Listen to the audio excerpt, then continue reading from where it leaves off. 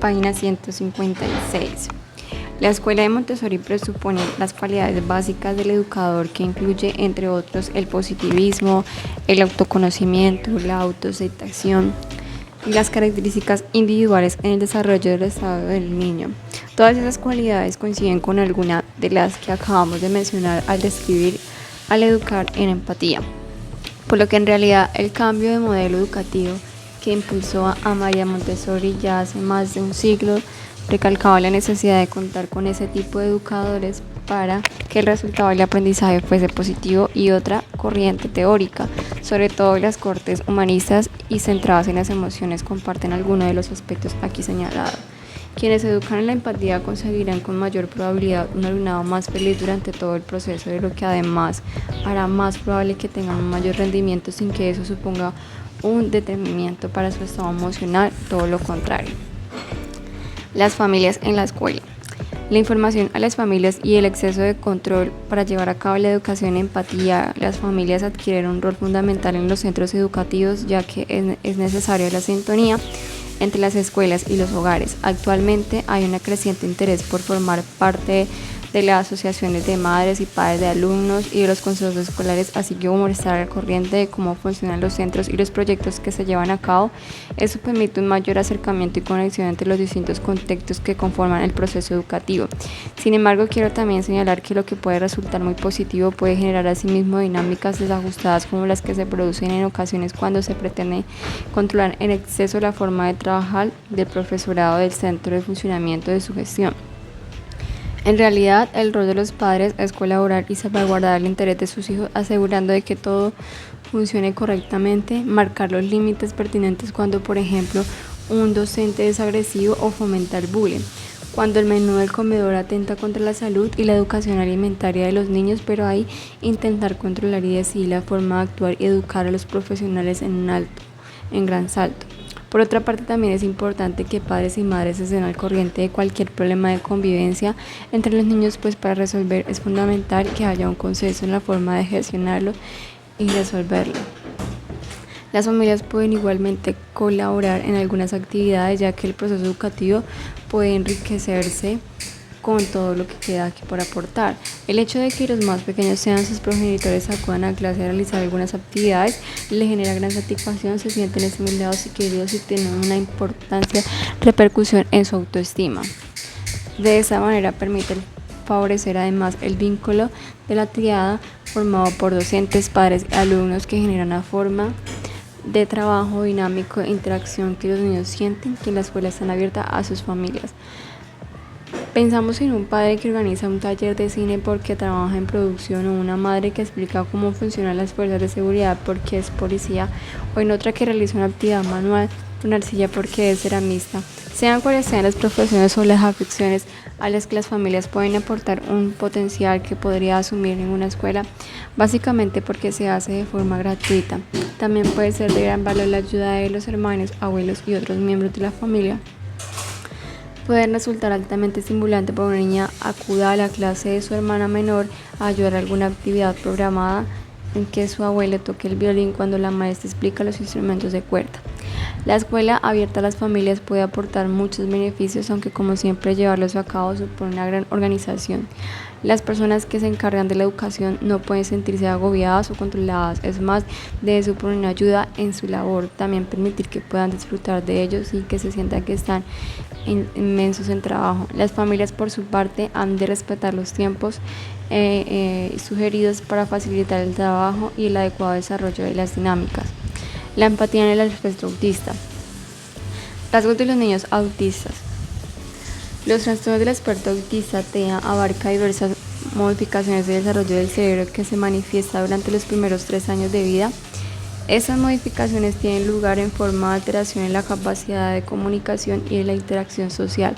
Por ejemplo, las personas autistas no suelen mirar directamente a los ojos. En la presencia de intereses restringidos, a estas personas les pueden llamar mucho la atención un video concreto o una serie de números o movimientos en la hélice de un avión, y de comportamientos actualizados, es decir, ya sabe que son más frecuentes en varones, que parecen existir un componente genético en su desarrollo, y se calcula que aproximadamente una quinta parte de los bebés con hermanos mayores diagnosticados con TEA desarrollan a los 3 años, otra quinta parte mostrarán síntomas del trastorno.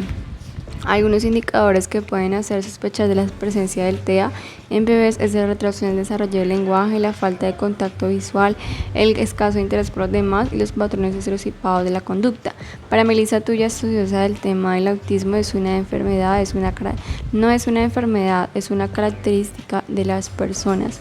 Tenemos que trabajar para que el alcance al máximo potencial sean felices, que el autismo no es una enfermedad, es una característica de las personas.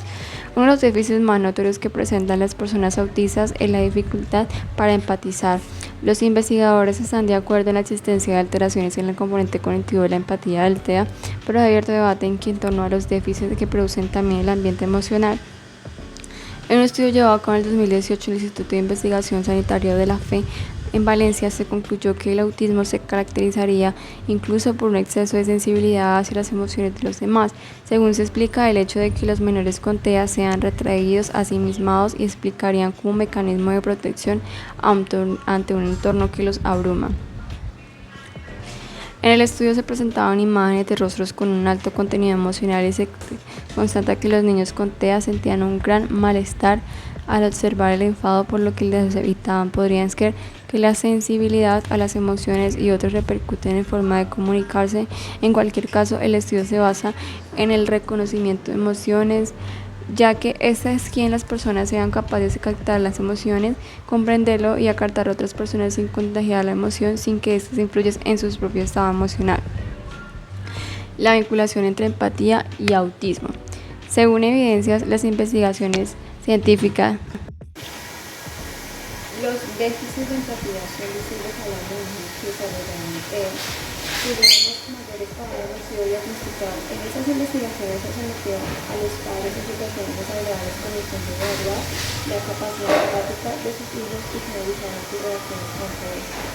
Los niños con mayor riesgo reaccionaban más empáticamente al malestar de sus padres a los años, mostrando menor a la sintomatología del TEA a los 30 meses. Por otra parte, la visión del rostro tenía un movimiento no activa de los niños estructuras cerebrales en personas con sin o con TEA. Por ejemplo, la visión de otras caras en personas sin TEA adquirió fusiforme de estructura en la especie de menor cosmopsia severa para las caras, que considera la pagnosia severa para las caras, consiste en la capacidad de reconocer rostros.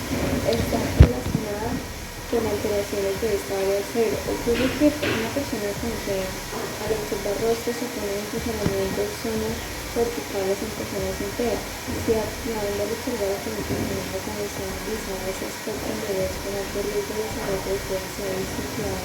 Además, una menor disposición de excitar estímulos sociales a una mayor preferencia por reacciones sociales. En un estudio publicado en 2018 realizado en la Universidad de Cambridge, se ha comprobado también que los agentes vinculados con una buena empatía también están en mayor riesgo de TEA.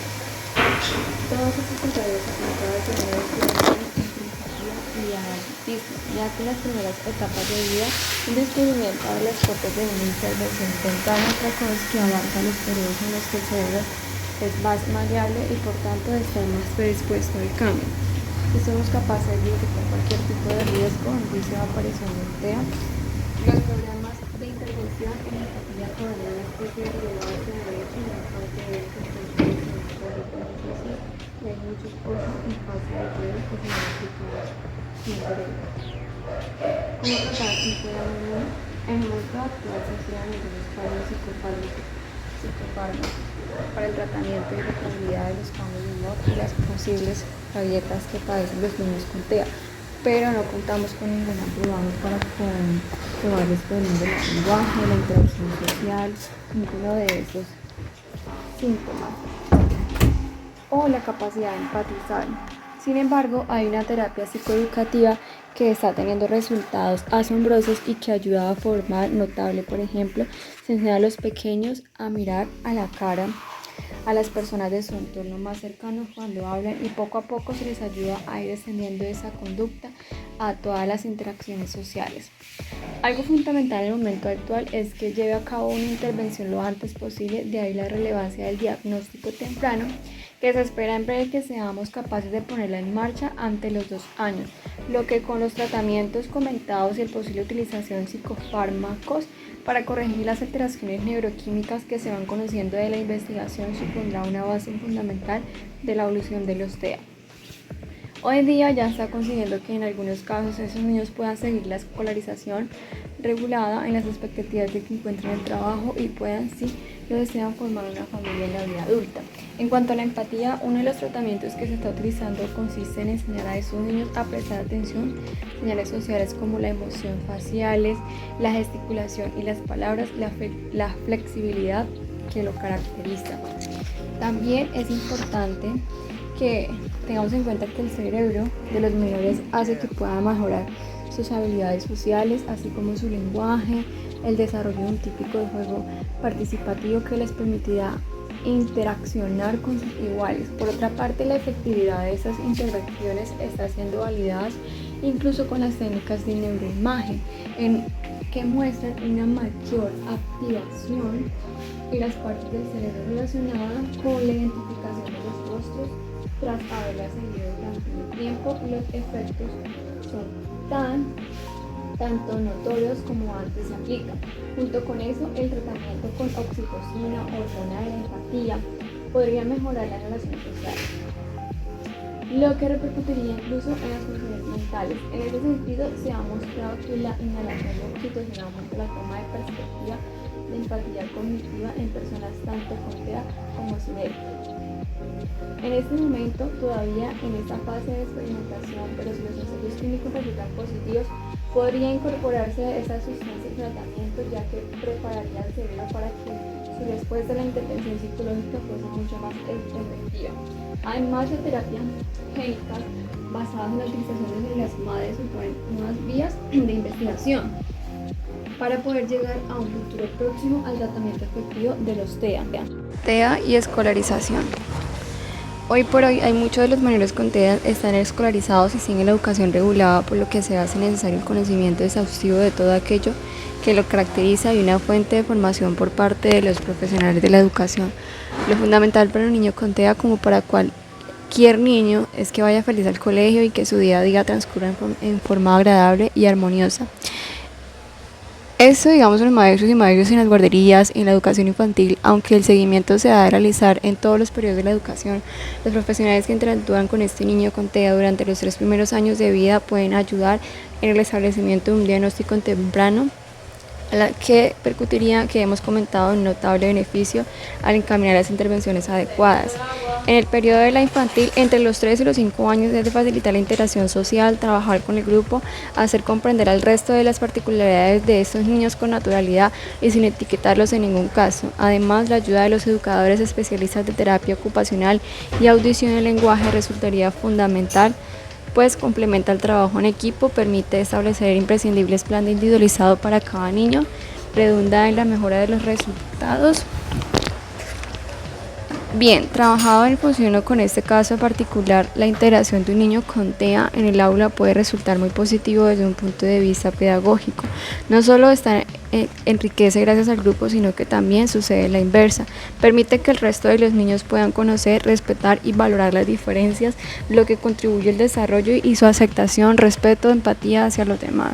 Cuarta parte, educando al yo interior. Ya hemos explicado cuán importante es educar la empatía, por hemos llegado a este punto, podríamos plantearnos por dónde empezamos, cómo lo hacemos. Tal como se entiende, en el proceso se considera fundamental comenzar trabajando el interior, es decir, aquellos aspectos que permanecen en nuestro mundo interior y que pueden desarrollarse desde la primera infancia. Esa sería la base para construir relaciones empáticas y, por extensión, una sociedad que lo sea. Cuando somos adultos, la empatía no es una capacidad estática, sino que puede variar en función de lo que hacemos, de cómo entendemos la vida, del momento vital en que nos encontramos, de las situaciones que estamos viviendo. Aunque todos somos más o menos empáticos, siempre podemos mejorar y serlo aún más. En ese sentido, educar a los más pequeños en la empatía es una ventaja, pues es algo que llevará puesto del mismo modo que puede haber aprendido un segundo idioma, hábitos saludables o el cuidado del medio ambiente. Sin ser conscientes de ello, los niños educados en la empatía tendrían inherentes valores que harán que respeten a los demás y sean compasivos con ellos. Estarán atentos a la sobreprotección y permitirán el desarrollo de la propia autonomía, así como potenciar la autoestima, la espiritualidad, la creatividad, son algunas de las piezas claves para lograr este objetivo. Hiperpaternidad, atentos a la sobreprotección. El perfil de los padres sobreprotectores, muchos padres y madres se obsesiona con que sus hijos e hijas adquieran destrezas y habilidades que destaquen en ellas lo antes posible. Por ejemplo, anhela que sepan leer, escribir a los 3 o 4 años y que toquen el piano, la guinarda, hablen varios idiomas, pueden incluso alardear de ello. Esos padres piensan que sus hijos tienen que aprender rápidamente y cuanto antes porque no hay mucho tiempo para desarrollar su cerebro, pues dejará de ser la esponja que en los primeros años, pero en realidad están forzado el aprendizaje y por tanto el cerebro de sus hijos a edades muy tempranas para lo que llenen sus agendas de actividades extraescolares sin apenas dejarse tiempo para jugar y divertirse. Por otra parte, esos padres suelen ser también el tipo de progenitores que hacen sentir a sus hijos que son el centro del hogar, que pueden decidir en todo momento qué hacer y cómo en escasos límites, incluso con la total ausencia de esos, y además sin exigencia de ningún tipo. Casualmente o no, son esos mismos padres los que frecuentemente ponen en duda el trabajo de los docentes, así como el de los monitores y el personal de apoyo de cualquier persona implicada en el proceso educativo. Eso ocurre porque no confían en ellos, lo que también les lleva a atribuirles cualquier fracaso o problema de sus hijos. En su relación con los educadores exigen saber todo aquello que ocurre dentro del aula y quiere controlar, si es posible a través de las nuevas tecnologías, la vida escolar de los niños.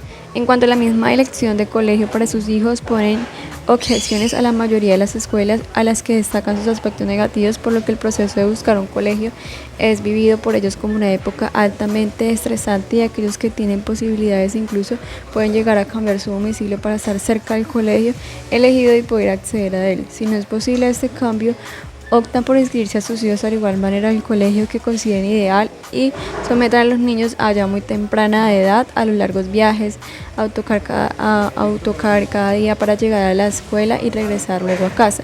Son los mismos padres que hacen los deberes con sus hijos continuamente y que llevan un control absoluto de las tareas porque sienten que el proceso educativo de sus hijos es también el suyo propio. Hiperpaternidad. No es difícil encontrar hoy en día este perfil que se debe a la evolución que han sufrido las familias en las que los hijos se han convertido en el centro de estas. Así lo explica Evan Millen en su libro Hiperpaternidad en el 2016, donde nos cuenta que se trata de un concepto bastante amplio que incluye diferentes perfiles establecidos en función de algunas características particulares como los padres guardaespaldas, madres trillas o los padres de manager. Entre algunos otros es que en efecto hemos pasado un tiempo en el que los niños eran considerados como de segunda y no se les hacía mucho caso a otro en el que son el foco de atención. Podríamos pensar que todo eso es positivo, pero ¿qué consecuencias puede tener? Uno de los peligros de los hijos únicos ha sido el desarrollo del egocentrismo y la falta de empatía. No quiero decir con eso que todos los hijos únicos muestren esas características, nada más lejos de la realidad, pero sí que muchos de ellos aparecen en mayor medida los hijos únicos que en aquellos niños que tienen hermanos. Eso se debe a que el exceso de atención y que se les considera otorguen siempre lo que desean, junto con la falta de comportamientos cooperativos en casa, la disposición de todos los recursos para ellos solos, ha contribuido sin duda a que se acentúen en ellos esas características. Pero la sobreprotección va todavía más allá y con independencia de que sean familias con hijos o más, pues en última instancia cada uno de ellos es tratado como el centro de su mundo y sin embargo el sobreproteger a un niño estaríamos, sin pretenderlo, logrando el efecto contrario. Eso es, podríamos argumentar que el sobreproteger a un niño lo dejamos desprotegido. Puede parecer una paradoja, pero no lo es, ya que estamos limitando su autonomía, su crecimiento, su desarrollo social y moral y por extensión su capacidad de empatizar con los demás y ser feliz. En realidad, educar en la sobreprotección es hacerlo desde nuestros miedos, lo de los padres, eso tiene consecuencias notorias, entonces, es decir, le limita al niño en su autonomía, el crecimiento y su desarrollo tanto social como moral. En modelo aprendidos porque los niños también en el desarrollo de su cerebro. ¿Cómo afecta la sobreprotección del cerebro de los niños? El circuito cerebral que regula la emoción del miedo es de lo más primitivo de nuestra especie. Es más, lo compartamos en gran parte con muchos otros animales y eso se debe a que el miedo es la emoción más potente, pues tiene un sentido adaptativo, nos permite sobrevivir. Una de las partes del cerebro clave en esta emoción es la amígdala, ya que asigna un valor emocional a lo que nos rodea y controla inconscientemente el recuerdo del miedo. Así pues, de la amígdala depende la respuesta involuntaria que sentimos cuando vemos algo que nos produce miedo, como una serpiente, cuando por un acontecimiento desencadena, como cuando vemos caer al suelo nuestro pequeño de un año, pero también entra en juego otra área del cerebro, el hipocampo, que hace que nos acordemos de forma consciente de aquello que nos produce miedo. Así, el ejemplo anterior, el hipocampo controlaría el recuerdo del miedo que podemos sentir al ver la serpiente, el terror que experimentamos al presenciar la caída. A pesar de eso, los miedos pueden superarse y extinción se producen en muchas ocasiones tras enfrentarnos a ello. La extinción, lo que es en parte debido a que la acción del corteza prefrontal, cuando el circuito cerebral del miedo se activa con demasiada frecuencia ante estímulos que no suponen una amenaza, sobre todo en edades tempranas, se conformará de manera que vuelve más tendencia a la ansiedad, incluso a la depresión. Cuando se activa el circuito cerebral del miedo con mayor frecuencia, las personas caen en ansiedad y en depresión, y cuando se padece da una gran dificultad para empatizar, no por elección propia, sino porque esas afecciones hacen que el circuito cerebral de la empatía no funcione del mismo modo, pues la activación se focaliza en las partes del cerebro del miedo y la tristeza. La sobreprotección además puede fomentar el egocentrismo, ya que de algún modo se transmite al niño que es el centro del universo. Eso entorpece a gran medida el desarrollo de la empatía, el altruismo, pues para llegar a sentirse bien, el niño centra la emoción en sí mismo, descuida el bienestar de los demás, es decir, no le preocuparía, por ejemplo, como todos los que lo rodean y se sienten bien, si él no comparte su juguete o no reparte galletas o chocolatinas. Y si llevamos este comportamiento al extremo, cuando se da junto con otros factores que inciden en el desarrollo de la personalidad, pueden llevar al narcisismo. Del egocentrismo al narcisismo. Las personas narcisistas se caracterizan por ser egocéntricas y buscar obsesivamente resaltar su yo mediante la belleza, el poder y el éxito. Necesitan ser admiradas constantemente y se sienten especiales, por lo que mantienen únicamente relaciones con quien entiendan que es su mismo nivel. Suelen tener una actitud arrogante y de estilo directo, hablan de sí mismos sin escuchar a los demás y carecen de empatía, por lo que en muchas ocasiones quedan aisladas socialmente. Los cuestionarios psicológicos que evalúan el narcisismo se centran en la percepción sobre 3 rasgos principales que podrían resumirse en: soy un líder nato, me encanta el centro de atención, y 3, puedo manipular a los demás con facilidad. Pues bien, al estudiar el cerebro del adulto con estas características, se ha empezado a observar parecer ciertas anomalías en áreas denominadas en la ínsula, que resulta esencial para la empatía, la sobreprotección y la resolución de problemas. Además de todo lo que ya hemos mencionado, la sobreprotección puede llevar a ver que los niños no sean capaces de resolver los problemas por sí solos, lo que los hará necesitar constantemente de la ayuda de sus padres. La sobreprotección y resolución de problemas. Además de todo lo que ya se ha mencionado, la sobreprotección puede llevar a que los niños no sean capaces de resolver los problemas por sí solos, lo que los hará depender constantemente de sus padres. Es algo que les ocurre con frecuencia al enfrentar a sus tareas escolares, esperan que se les resuelva e incluso llegan a ser responsables de sus suspensos y fracasos a quienes les ayuda. Esa actitud a su vez lleva a que sean menos receptivos a la solicitud de ayuda por parte de los demás, pues con ello los que tienen que ser ayudados, lo que repercuten en el desarrollo de colaboración y la empatía. El hecho de que se sienten especiales y que no lo dejan relacionarse ante las frustraciones hace que tengan dificultades para resolver los contratiempos e incluso para adaptarse a las situaciones cambiantes. Se hunden fácilmente ante las adversidades, pues no se le ha permitido aprender a tolerar y superar la frustración. Mi experiencia personal como profesor universitario he complementado como si los mejores expedientes académicos frente a los alumnados con mejor rendimiento y resolución al llevar a cabo la síntesis doctorado. Algunas grandes empresas a la hora de seleccionar a sus empleados incluso han dejado de tener en cuenta las calificaciones obtenidas de los estudios, porque si bien es cierto que el expediente es indicativo de esfuerzo y dedicación, también de un tipo de inteligencia no lo es tanto para determinar quién es resolutivo y puede enfrentar y resolver satisfactoriamente las diferentes situaciones que se va planteando. Al sobreproteger a los niños los estamos privando de una capacidad básica de la supervivencia, el ser resolutivo, saber adaptarse sin frustrarse a los ambientes cambiantes y en definitiva saber buscarse la vida. La falta de tolerancia y la frustración asociada a esta sobreprotección hace que los niños sean más miedosos e incluso que en la adolescencia pueden llegar a ser personas conflictivas. También se deprimen con mayor facilidad por los problemas de socialización y comportamientos, así como la incapacidad para resolver conflictos. Además, pueden sentirse muy inseguros y no asumir riesgos ni responsabilidades. Los padres y las madres sobreprotectores han favorecido sin saberlo el desarrollo del circuito cerebral del miedo y deterioro, aquel que regula la conducta social, la toma de decisiones y el control de los impulsos, la responsabilidad de los propios actos, la flexibilidad cognitiva, la tolerancia a la frustración y la empatía. Desarrollo de la autonomía y de la autoestima. Autonomía y frustración.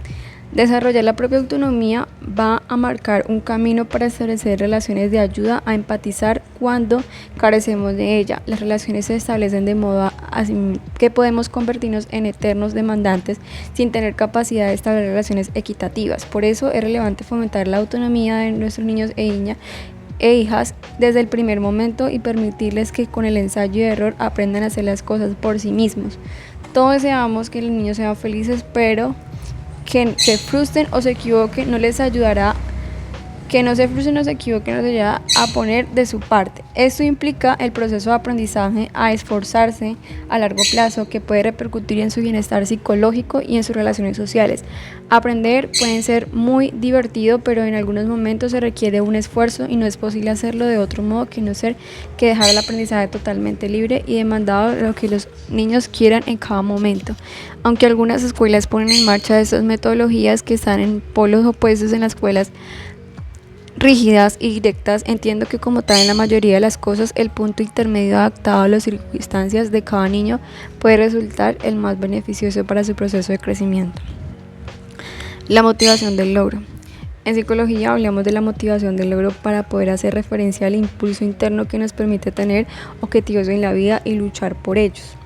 Se trata de una motivación básica para el aprendizaje que son la perseverancia, la constancia y el esfuerzo que hacen que podamos estudiar sin un grado universitario, aprender un idioma o conseguir un trabajo deseado. En algo que comento siempre con mi alumnado de psicología de la facultad, con frecuencia se queja de asignaturas que se le parecen intensamente o simplemente no les gusta.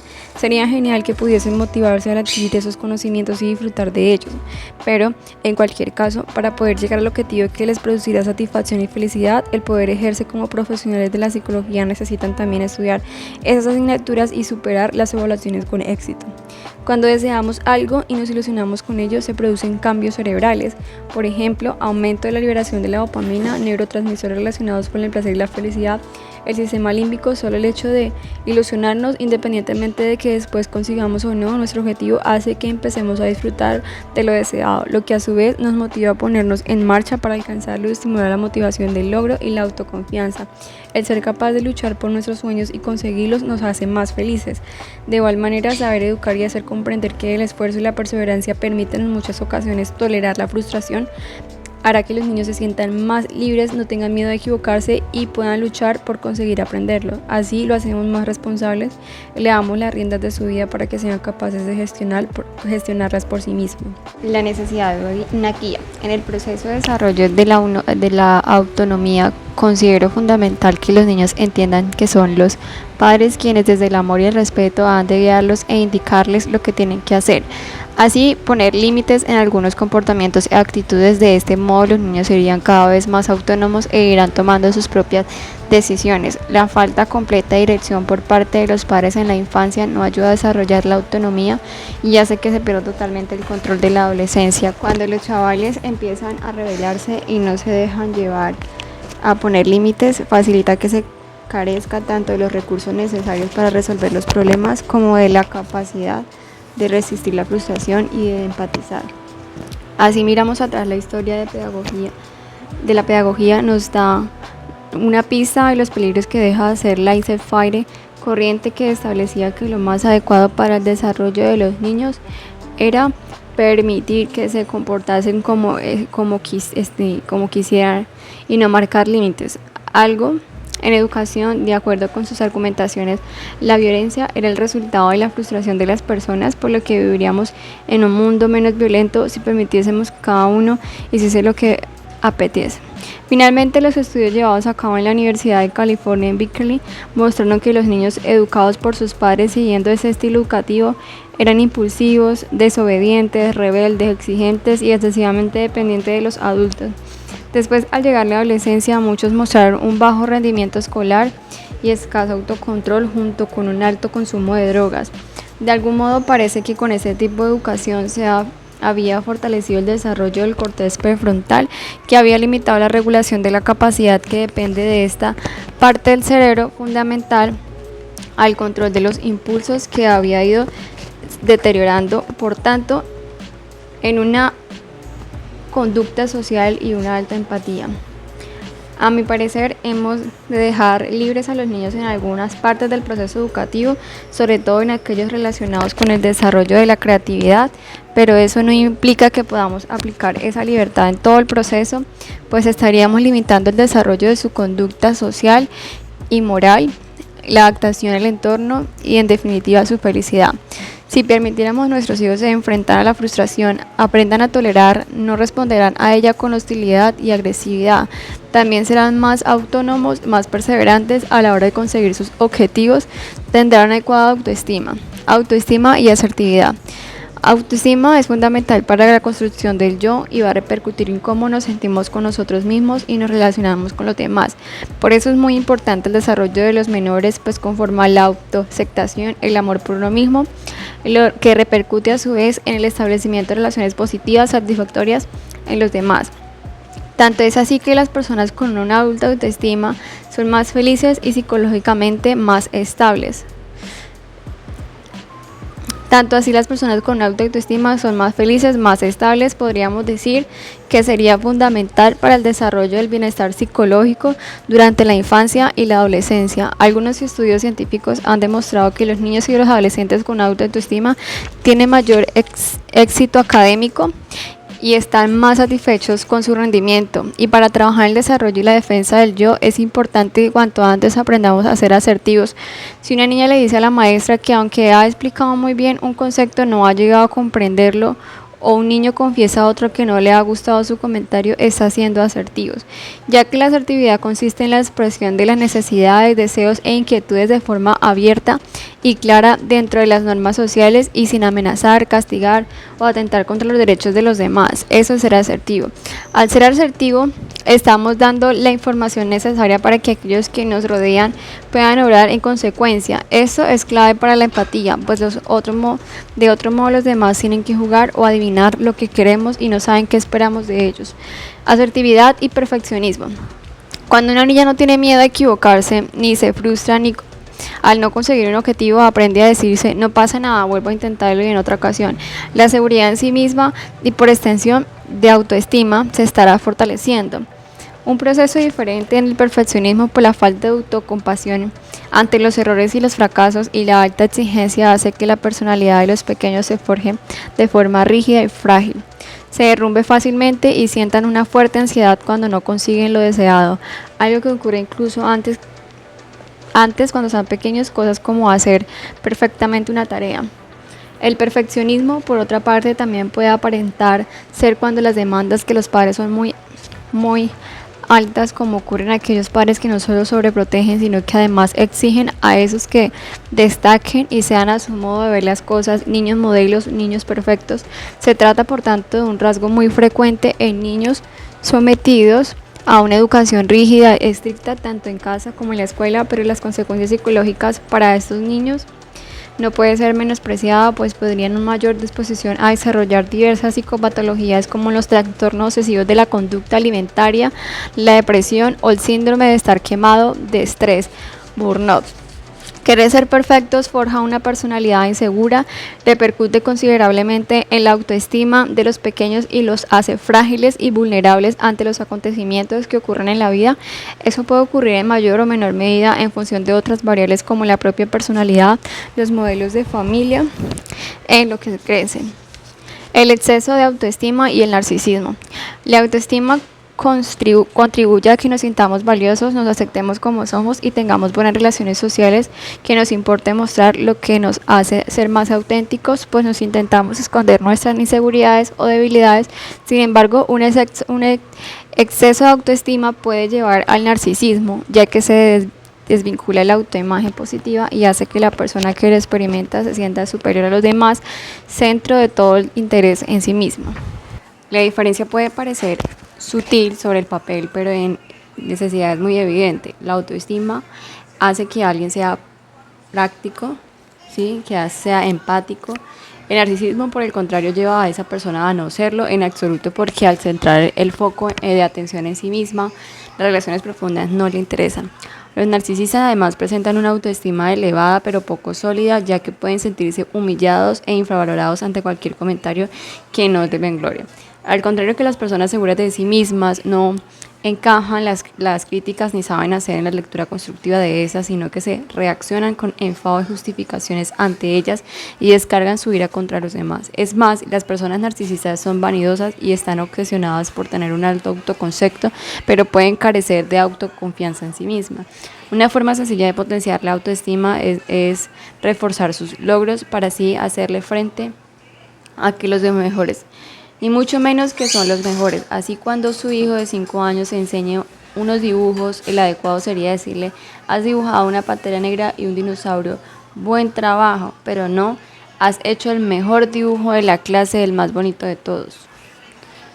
Si nuestros hijos aprenden a valorarse a sí mismos, se sentirán mejor y tendrán más éxito en la escuela, tanto en las relaciones con sus compañeros como en su percepción de rendimiento. También establecerán relaciones familiares positivas, se mostrarán autónomos y seguros, tratarán de hacer las cosas por ellos mismos sin sentir miedo ni necesitar la aprobación constante.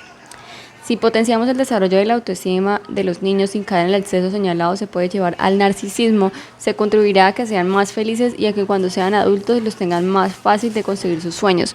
Por otra parte, no podemos olvidar que la autoestima es más vulnerable y sensible a las influencias externas en la infancia y adolescencia que en la etapa adulta, por lo que tratar de incrementar en esos periodos puede tener una gran eficacia. En estudios llevados a cabo en la Universidad de Varsovia en 2012, en el que se siguió casi 2.000 participantes a lo largo de una decena de años, se constató que los que presentaban baja autoestima mostraban menos satisfacción tanto en el ámbito familiar, en especial en las relaciones de pareja, como en lo laboral.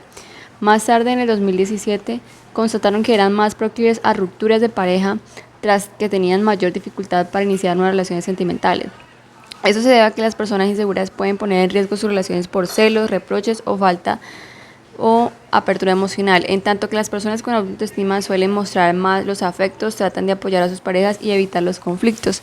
Estas conclusiones apuntan a que las personas empáticas suelen tener una mayor autoestima y por ende relaciones sociales más satisfactorias, y no solo en pareja, pues así, en este modo, actuar sus relaciones familiares y laborales probablemente obtendríamos resultados similares.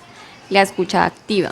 Practicar la escucha activa resulta fundamental. Si un niño se siente escuchado, se sentirá valorado, por lo que se estará fomentando el desarrollo de su autoestima.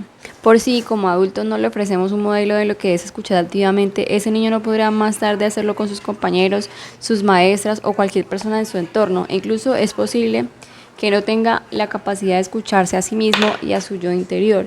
Cuando un niño nos cuente, por ejemplo, que está triste porque no ha podido acabar un dibujo, porque ha tenido ha peleado con su amigo, es importante que centremos nuestra atención en eso y estamos receptivos a toda información que nos transmite, tanto verbal como no verbal. Agacharnos y alinear nuestra mirada con la suya ayudará al acercamiento y que sienta que nos interesa lo que dice. Otras pautas que a seguir pasan por mantener su mirada, sentir que para hacerle llegar a entender el mensaje, mostrar una postura corporal abierta, expresa que lo cogemos sin juzgar, también indicará que somos receptivos a lo que nos cuenta y nos interesa. Es también relevante estar atentos a la comunicación no verbal, como ya se ha dicho, pues no dará muchas pistas sobre cómo se está viviendo las situaciones y las implicaciones emocionales que conllevan. Podemos igualmente plantearnos preguntas directas acerca de lo que ha ocurrido, así como hacer frases sencillas a modo de resumen para confirmarle lo que hemos comprendido. Escuchar activamente a un niño es transmitirle que nos interesa el contenido de su mensaje y que lo atendemos, además de decirle que lo respetamos y que nos infravaloramos aquello que lo hace sentir o lo colma de alegría. Aunque la expresión de la emoción es mucho más clara en la infancia que en el periodo adulto, en ocasiones puede ser así, por lo que este será más preciso de entrar en atentos al tono de voz, a los silencios, a las expresiones faciales o a los gestos, que aportan información adicional sobre lo que está ocurriendo. Ya hemos recalcado la importancia de detectar si nuestro hijo está siendo víctima de acoso escolar. Si no lo manifiesta de esta forma explícita, de forma verbal por miedo a la vergüenza, entonces es seguro que lo hará a través de la comunicación no verbal, que incluso tanto en las expresiones faciales como la postura corporal y el comportamiento, podemos, por ejemplo, captar la tristeza o el miedo en la entonación, el ritmo de la discusión, el gesto y el movimiento que lo acompañan. No olvidemos además que cuando hay una disonancia entre la comunicación verbal y la no verbal, hemos de darnos en la segunda, es decir, si le preguntas a un niño cómo te ha ido hoy en el cole, este responde bien, pero lo dice achicopalado, ¿sí? Achicopalado, sin energía y desvía la mirada. Sin duda no ha sido así, pero para eso es necesario que escuchemos activamente y vayamos más allá y que prestemos atención a la comunicación no verbal, pues de otro modo esta información pasará desapercibida. Tanto padres como educadores nos sentimos en muchas ocasiones cansados. La intensidad y la creencia en la educación requiere que despleguemos toda nuestra energía y además estos los trabajos que al mantenimiento, el cuidado de los hogares y otras muchas más responsabilidades de la vida cotidiana lleva a que en numerosas ocasiones no prestemos atención cuando nuestros hijos nos hablan o que incluso estemos prensados en otra cosa sin enterarnos. El abuso de los móviles está aumentando además de la distracción de falta de atención y es algo que transmitimos inconscientemente a los demás pequeños, como cuando mientras nuestra hija nos cuenta algo importante para ella, estamos al mismo tiempo consultando una conversación de WhatsApp. ¿Cómo podemos fomentar el desarrollo de una adecuada autoestima en los niños? Además de la escucha activa, un buen camino para empezar a trabajar es una educación auténtica y congruente, basada en valores, en las que se acepta el niño tal y como es y en la que se destaca sus potencialidades. Si además se refuerza la confianza en sí mismo y la autoeficacia, se desarrolla la toma de conciencia de los éxitos y ayuda a aceptar las limitaciones y asumir la responsabilidad de las propias acciones. Estaremos con seguridad atribuyendo a lograrlo. También hay pequeños gestos de gran trascendencia, algo tan sencillo como responsabilizar de las tareas del hogar desde la primera infancia y de las escolares algo más tarde hace que se sientan más autónomos y seguros de sí mismos. Pues entienden que ese desempeño del rol activo en la regulación de su propia vida, pero ya más allá de fundamental que se sientan queridos, que perciban la seguridad del amor con sus padres, ese amor incondicional de que no han de dudar de ningún momento. Con eso quiero decir que ese amor no puede depender de cómo se comporten, de cuáles sean sus actitudes o sus capacidades. Es, por ejemplo, el mensaje que se transmite al decir cosas como: si no se hace lo que te dice mamá, ya no te querrá. Por ese amor tampoco puede ser entendido como un premio. Si un padre dice: qué bien te has portado, hoy te quiero mucho, estás transmitiendo que su amor es acondicionado a cómo se comporte su hijo. Se puede transmitir el desagrado o el desacuerdo, pues forman parte del proceso educativo, pero sí debemos hacer que la estructura de relación con los hijos esté fundamentada en el amor, dependa de esto. Podríamos decir entonces que la base de la construcción de la autoestima se establece al sentir que eres querido, sea como seas, en todo momento. Nuestro apoyo y confianza en las capacidades del niño junto con los elogios y los logros es también el camino para ayudar a construirla. La alta autoestima ayudará a que los niños sean felices, cooperan con mayor medida, a ser empáticos y mostrar compasivos en los demás y consigo mismos. Así aprenderán que pueden equivocarse sin que eso repercuta en su interior. Simplemente, como ya hemos dicho, no pasa nada, podrían volver a intentarlo. Eso a su vez llevará a que toleren la frustración inherente al proceso de no conseguir todo lo que deseen. Es más, no sentirán mal ni culpables al no conseguir lo que desean. Tampoco podemos obviar que hemos pasado la consideración y la tradicional de la inteligencia, evaluada mediante el coeficiente intelectual y las inteligencias múltiples. De acuerdo con esto, el adecuado es incidir, por ejemplo, en la facilidad de la niña para construir aviones, repetir una canción y esquiar, de modo a que cada cosa se potencia aquello en lo que los niños destacan sin que tengan que sentirse comparados con el grupo de iguales, sino buscar referentes en el interior. Debe destacar aquellas inteligencias en las que cada niño destaca y potenciarlas, reforzarlas, y ayudará también a incrementar su autoestima. La educación espiritual, la inteligencia espiritual. El creciente alejamiento de las religiones y sobre todo de confesiones que ha llevado a que muchas personas se sientan perdidas a la hora de ayudarles a desarrollar la espiritualidad de los hijos. No hace muchos años era el seno de la familia donde tradicionalmente se desarrollaban la espiritualidad, aunque quizás grandes cuestiones en la mayoría de los casos simplemente se asumía lo que venía impuesto desde las instituciones religiosas. Hoy en día el panorama es muy diferente en las sociedades actuales, cada vez más laicas, aunque no por menos espirituales. Es que la espiritualidad hace referencia al conocimiento y profundidad en que el ciudadano del mundo que nos rodea. Así, la inteligencia espiritual o existencial, como es también denominada, incluye la capacidad de abstracción, reflexión sobre nosotros mismos, la adquisición de múltiples perspectivas a la hora de entender el mundo y la capacidad de adquirir una idea del universo en donde nos situamos en él. En realidad, tal y como nos viene mostrando la neurociencia, la inteligencia espiritual, el resultado de la actividad de los circuitos cerebrales fundamentales del sistema límbico que regulan las emociones y los lóbulos parietales y frontal. Así se ha constatado en un estudio llevado a cabo en 2018 en la Universidad de Yale en los Estados Unidos, en que se solicita a los participantes que describiesen situaciones en las que hubiesen experimentado una fuerte conexión con algún tipo de poder superior, deidad o ente espiritual, mientras que se registraban con neuroimágenes su actividad cerebral. De este modo se estableció que la espiritualidad es una capacidad cognitiva más de nuestra especie, que tiene su sede de cerebro y que puede ser potencial mediante la práctica. La religiosidad supone, por su parte, un acto de fe. La creencia ciega en la existencia de uno o más seres superiores que no son tangibles ni constantes empíricamente. No existe religión sin espiritualidad, pero sí espiritualidad sin religión. De hecho, todas las religiones se han construido sobre la base de esta.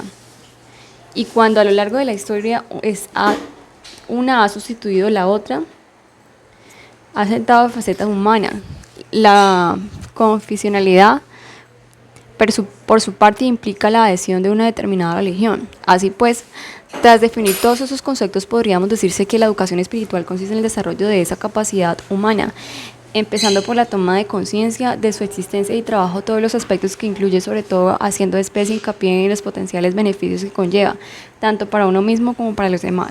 La educación espiritual debe ser, desde mi punto de vista, como todas las personas y, por supuesto, independientemente de las religiones o creencias, pero ello sería conveniente que estuviesen presentes tanto en las escuelas laicas o profesionales como las religiosas. Cuando no es el caso, los padres deben asumir un papel relevante, ya que tendrán que dar respuesta en solitario a las cuestiones existenciales que seguirán planteando, encontrar la fórmula adecuada que permitan que los niños desarrollen esa capacidad. Así, por ejemplo, es habitual que un niño de 5 años nos pregunte por la muerte o por el origen de la vida. El desarrollo de la inteligencia existencial potencial, escucha interior y el autoconocimiento guarda una estrecha relación con la empatía, pues facilita además el camino hacia la compasión. Contribuye también a que los niños comprendan que su vida tiene un sentido especial y que le ayudará a que supere situaciones adversas y que ponga en marcha hábitos que beneficien su rendimiento cognitivo. Será además un modo de hacer que se sientan felices, pues diversas investigaciones actuales muestran que las personas que valoran su vida y la consideran importante viven más felices y más años. También serán más resilientes, es decir, tendrán mayor capacidad de aprender de la adversidad, de integrar lo ocurrido en su vida, de aprovecharlo como una experiencia de crecimiento personal. La espiritualidad abarca, entre otros valores, el respeto, la gratitud, la humildad y el perdón. La importancia del respeto. El respeto puede educarse a través del silencio. Como psicólogo he constatado la importancia de los silencios para la efectividad de los procesos psicoterapéuticos, que permite ayudar a prestar mayor atención a lo que nos rodea y que seamos capaces de agudizar otros sentidos para captar la información sensorial. Hoy en día los niños están expuestos a una gran cantidad de estímulos en los centros escolares, muchos de ellos. La contaminación acústica puede ser incluso alarmante en el patio, en los comedores, así bien pueden ser posesivos porque permiten una liberación emocional y una distensión tras horas que pasan en el aula, de ser compensados por un clima que ayude a la búsqueda de la paz interior y la calma exterior. Resulta fundamental transmitir el respeto hacia las demás personas, hacia los otros niños, los ancianos y también hacia los animales, el medio ambiente, la naturaleza y todo aquello que nos rodea, pero el primer paso para que alguien sea respetuoso es que se sienta respetado. Recuerda que en la celebración de Halloween nos fuimos con la clase de la hija de 5 años a visitar una residencia de ancianos. La idea era que también ellos disfrutasen de las fiestas y además transmitir la alegría de los pequeños a personas de avanzada edad, pero también estamos de acuerdo que los niños, con el respeto hacia los mayores, transmitiéndolo junto con gran sensibilidad hacia ellos y acercamiento entre los que están empezando y quienes están familiarizando sus vidas. finalizando sus vidas. En ese sentido, no es menos importante respetar a los animales, pues no podemos olvidar que un indicador de rasgos antisociales en un niño es el maltrato animal, que suele producirse acompañado de insensibilidad y falta de empatía hacia su sufrimiento. Los perros, por ejemplo, nos han acompañado durante siglos, mantienen un fuerte vínculo con nosotros, lo que facilita que sincronicen su comportamiento e incluso sus emociones con las nuestras. Son animales muy sensibles que pueden sentir culpa al no cumplir una norma o impuesta por su amo e incluso experimentar estrés cuando éste llora. Son también leales y cooperativos, aportan mucha felicidad a multitud de personas, por lo que transmiten amor por ellos. Es otra de las pautas para trabajar la espiritualidad. Por otra parte, valores como el fomento de la relación que ayuda y compasión hacia los demás a través de la realización con voluntariado o la participación en investigaciones científicas ayuda al desarrollo de la inteligencia espiritual. Pues se ha sabido que las personas que combinan un trabajo remunerado en voluntariado afrontan mejor las exigencias laborales, gozan de una mayor salud, afirman ser más felices, además se sienten más satisfechos consigo mismos y establecen más contacto social al luchar junto con otras personas que consiguen un objetivo en común. Por esto, potenciar que los más pequeños participen en alguna forma de actividades de voluntariados para ayudar a los demás hará que integren ese servicio como parte de su vida y que al mismo tiempo repercuta positivamente en su espiritualidad. Como investigador puedo constatar la dificultad para tener grupos de referencia como lo que contrasta el resultado obtenido de nuestros trabajos. Es muy costoso encontrar participantes y si no hay motivación secundaria como por ejemplo ser familiares en aquellos que estamos estudiando o si nos ofrece una recompensa económica. La investigación en el motor del cambio y el progreso ha hecho que yo participe como voluntario en una investigación sobre cáncer. Puede contribuir a ayudar a otras personas al mismo modo en que si ellas lo hacen en otro estudio sobre autismo, Alzheimer, esto puede repercutir en mí y en mi familia. Conciencia de nuestros pequeños acerca de la importancia de tomar parte a los estudios científicos de modo altruista por las implicaciones positivas que tendrían para todos y es también un modo de trabajar en la empatía y de ayudar a desarrollar la espiritualidad. Transmitir el amor por la naturaleza y respetar contribuye también a cuidar nuestra espiritualidad. En cuanto a nuestros hijos, hacerles comprender la importancia del reciclaje para cuidar el medio ambiente o el simple hecho de usar material biodegradable que puede ser lavado o usado de nuevo en las celebraciones de sus cumpleaños, es ya trabajar en ese sentido. La naturaleza además tiene efectos positivos en el desarrollo de los niños, pues mejora su salud y bienestar psicológico, su atención, su capacidad de concentración y su autoestima. También facilita el conocimiento medioambiental y la espiritualidad a través de la educación y el respeto a los disfrutes de los espacios naturales. Junto con eso, el amor por el arte, por aquello que nos resulta bello, contribuye al desarrollo de esa sensibilidad espiritual. Podemos encontrar la belleza en un cuadro, en un edificio histórico. Aunque encierra parte subjetiva, parece existir patrones comunes en los que consideramos lo bello basado en la actividad de nuestro cerebro, lo que ha dado lugar al desarrollo de la neuroestática, que muestra, por ejemplo, cómo el corteza frontal está más activado cuando observamos un paisaje paradisíaco. Ser consciente de la belleza que nos rodea y mostrar sensibilidad al respecto hacia ello. De otro modo, cultivar la espiritualidad. La gratitud. Cuando sentimos gratitud, estimamos el beneficio que se ha hecho o que se ha querido hacer, queremos corresponder a eso de algún modo. Se trata, por tanto, de un sentimiento que nos lleva a actuar y que permite que reconozcamos lo bueno que hay en la vida y que obremos en consecuencia. Alguien puede mostrar gratitud puntualmente, pero existen personas que son agradecidas como rasgo de carácter, lo que contribuye a que se sientan más satisfechas con su vida. Eso se debe a que la gratitud ayudaría a tener un estado mental positivo y contribuye a que nos sintamos más felices hasta el punto de que algunas investigaciones han llegado incluso a describir sus efectos positivos en la salud y en el rendimiento, así como un aumento de la frecuencia de relaciones de ayuda, sobre todo tipo emocional. Al sentir gratitud se estimula la producción de dopamina y diversas partes del cerebro como el corteza prefrontal, implicado en el proceso mental complejo de la conducta social, y el corteza cingulado vinculado a las emociones y la empatía. Queda claro pues que si potenciamos la gratitud hacia pequeñas cosas al principio y lo extendemos a todos los ámbitos de la vida más adelante y poco a poco, haremos que los niños estén también desarrollando su generosidad, empatía y compasión. Se puede dar las gracias a alguien que ha prestado un juguete o que has cedido el turno para realizar una actividad o simplemente que sea permitido el paso. Junto con esto, incluir el agradecimiento en las asambleas, cargos que se suelen realizar en la educación infantil o comenzar el día. Los niños se disponen en un círculo del aula y hacen una respuesta en común, por ejemplo, quién ha faltado ese día de clase o qué tiempo hace. Es también un camino para alcanzar nuestro objetivo. La humildad. La humildad, por último, hace que podamos reconocer nuestras limitaciones y ser conscientes de ellas y que nos alejemos del perfeccionismo. Respecto a eso, el asombro está presente en los niños. Una expresión de humildad puede indica desconocimiento. Las personas humildes se sienten más conectadas a los demás y son más capaces de comprender mejor sus limitaciones y errores y fracasos, lo que les hace más empáticos. Por eso es importante cultivar la humildad en los más pequeños, porque de este modo pedirán perdón y no guardarán rencor. Así, las personas empáticas perdonan con más facilidad y tienen una mayor capacidad para liberarse de esta energía negativa que se genera un remordimiento. La neurociencia ha demostrado que las áreas cerebrales implicadas en la empatía y el perdón contribuyen a gran medida a un estudio llevado a cabo en el 2003 en la Universidad de Pisa, Italia.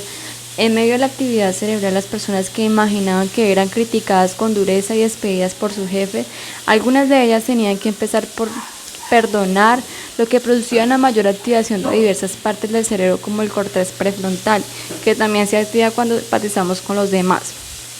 La conclusión fue que si somos capaces de ponernos en el lugar de la persona que nos ha causado un daño y comprenderla, es mucho más probable que la perdonemos. Esto va ligado al desarrollo moral, pues las investigaciones científicas han demostrado que pedimos perdón en mayor medida cuanto más acusados son los remordimientos que sentimos. De esta manera, el hecho de sentir que alguien nos perdona mitiga la culpa, aunque un factor que puede incidir en ese el miedo que desahoga las disculpas, pues eso será percibido como una experiencia humillante. Sin embargo, también las personas empáticas confrontan en mayor medida situaciones que son menos miedosas a la hora de pedir perdón, pues se entiende que si alguien los desoyó es debido a su propia incapacidad o dificultad para perdonar. Por último, la magia como herramienta educativa genera interés en los niños, por lo que el aprendizaje pueden ser más exitosos. Además, fomenta su espiritualidad a través del desarrollo de las emociones, del atractivo de la intriga y el misterio captan su atención. Aún más, potencia la espiritualidad crítica, pues el hecho de observar algo que no se ajuste a la realidad hace que los niños sean más escépticos y no crean sin más un modo lo que dice. Se estimula en definitiva el desarrollo de la flexibilidad cognitiva, una de las capacidades más destacadas de las personas empáticas. Mindful y compasión desde la infancia. El autoconocimiento y la empatía. Para llegar a entender las emociones de los demás es necesario primero conocer las nuestras. En ello se basa la inteligencia emocional, en la que el autoconocimiento es uno de los pilares, porque conocernos a nosotros mismos sabemos dónde están nuestras limitaciones y cuáles son nuestras actitudes hacia los que nos rodean y nuestra forma de estar en el mundo. La práctica del mindful y conciencia plena, por tanto, supone un buen comienzo en el camino hacia mejorar la empatía, ya que nos permite reducir el sufrimiento y la impulsividad, mejorar la concentración y tener mayor conciencia de uno mismo. Su principal ayuda es aceptar las cosas como ocurren y las personas como son, sin prejuicios, como una actitud abierta y respetuosa, lo que ayuda a que podamos ponernos en mayor medida en la piel de los demás. El mindful cada vez más se practica más, proviene de una tradición budista que ha sido adoptada por todos los ámbitos de la vida de las sociedades occidentales, hasta el punto de que su práctica ha sido extendida a la población general, tanto en el ámbito laboral como en el personal, debido a su utilidad como un medio para hacer que nos sintamos mayor y seamos más conscientes de lo que nos rodea. Los beneficios del mindful. Uno de los grandes beneficios que ayuda a mejorar es el autocontrol, una capacidad que resulta fundamentalmente para poder vivir en comunidad y que podríamos decir incluso que es la clave para establecer relaciones personales y profesionales satisfactorias. Los experimentos ya clásicos de Walter Mischel de la Universidad de Columbia, Nueva York, mostraron que los niños a los 4 años eran capaces de resistir un impulso inmediato, tenían mayor éxito en la vida adulta. En efecto, poder controlar la impulsividad hace que seamos más reflexivos y tomemos conciencia desde el córtex prefrontal, en lugar de hacerlo desde otras partes del cerebro más primitivas como el cerebro límbico, como el del sistema límbico, muy implicado en las emociones. Por poner un ejemplo, cuando respondemos con ira, enfado ante un comentario de un compañero de trabajo, estamos dejando libre la emoción que pudiéramos distanciarnos y dejar pasar por algo un tiempo. Por ello, personas que controlan adecuadamente sus pensamientos, emociones y comportamientos suelen prosperar más en la escuela y en el trabajo. A lo largo de este libro hemos recalcado la importancia de la autoestima para alcanzar el éxito, pero lo cierto es que la relación no siempre se produce porque por sí sola no basta. Es necesario además que pensemos en un buen autocontrol. Quienes lo tienen son también más populares y mejores considerados por los demás, pues despiertan mayor confianza y suelen mantener una relación íntimas satisfactorias, duraderas, tanto con las parejas como las familias y amigos. El hecho de poder gestionar lo que sentimos, pensamos, de modo que actuamos, facilita que empaticemos con mayor medida, tanto en el autocontrol como la empatía pueden ejercerse a través del mindfulness. ¿Cuándo comenzar a practicar este mindfulness?